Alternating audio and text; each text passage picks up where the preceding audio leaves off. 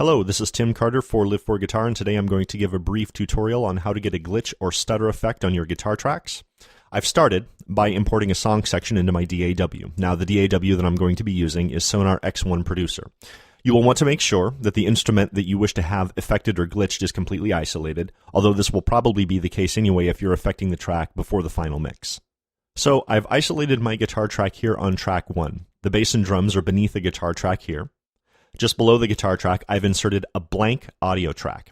Now, this is where we're going to insert our glitch effect, with the intent being that we're ultimately going to be splicing and dispersing the sections of our guitar track that we wish to have glitched or stuttered to this affected track.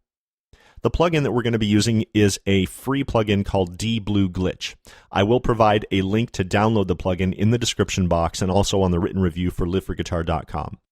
I'm not going to spend a lot of time on the details of dBlue Glitch because it is very intuitive once you dive right in, but to assist in the learning curve, if you hover over any of the parameter controls on the graphic interface, you get an explanation of what that dial or parameter does right down here next to this question mark.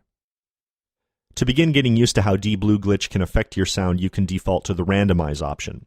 To understand what that does and how things work in a timing sequence that fits the section of your song, we can look below at the step sequencer that allows for the manipulation of how the effects are placed into the appropriate area of the track. Beneath, we see the 9 effects that will be placed in the step patterns that can be randomized in length by hitting the randomize key. You can randomize just the steps, the effects, or both. Again, this is a good way to get started and understand how the plugin works, but you will get more satisfaction by creating your own patterns that fit more musically in a dynamic sense. A bit later, you're going to hear 4 patterns that I created using dBlue Glitch that fit inside this song section. A quick note on using dBlue Glitch in various DAWs, however. In Sonar, dBlue Glitch has to be assigned as a synthesizer instead of a plugin and then triggered with a MIDI track. The output of the MIDI track needs to be assigned to dBlue Glitch. So, reading through forums online, dBlue Glitch is configured differently for each DAW. So if you're having problems assigning dBlue, it might be in your best interest to Google dBlue and your DAW. So with the first track of guitar, I'm going to simply splice a hypothetical section of the track that I want affected and move that section to the empty audio track with the assigned plugin. For simple purposes of the example, I'm just going to randomize a pattern in dBlue to give you an idea of what to expect. Then I will take you to a constructed track with presets I've developed in dBlue that are more appropriate for this song section. Now that I've dispersed the parts of the track, let's isolate the guitar and give you an idea of what to expect.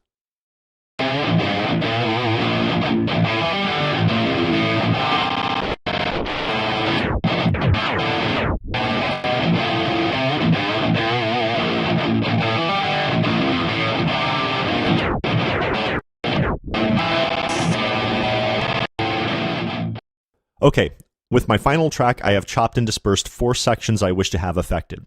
I've inserted 4 instances of dBlue, each with a preset created and saved inside dBlue for each section of the guitar part that I want to glitch. Lastly, I've inserted a static instance of dBlue on a clean guitar to give an example of layering the wet and dry signals. I've over-exaggerated some of the effects on the clean guitar so it can be better heard in the mix. So let's have a listen to the final track.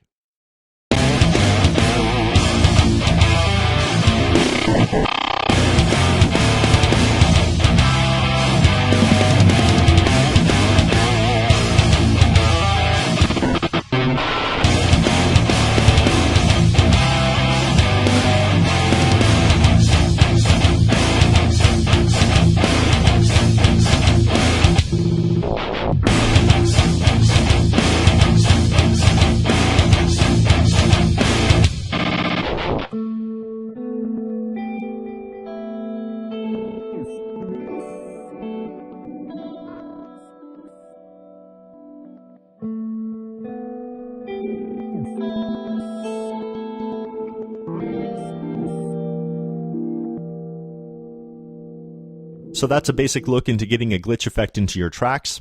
Remember to experiment very liberally to find the best results when using dBlue. You may want to record automation while twisting and tweaking filters or other parameters to get an even more diverse effect, or insert other plugins on top of dBlue to color your palette even further.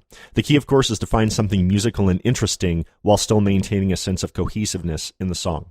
This is Tim Carter for Live for Guitar. Thanks for watching.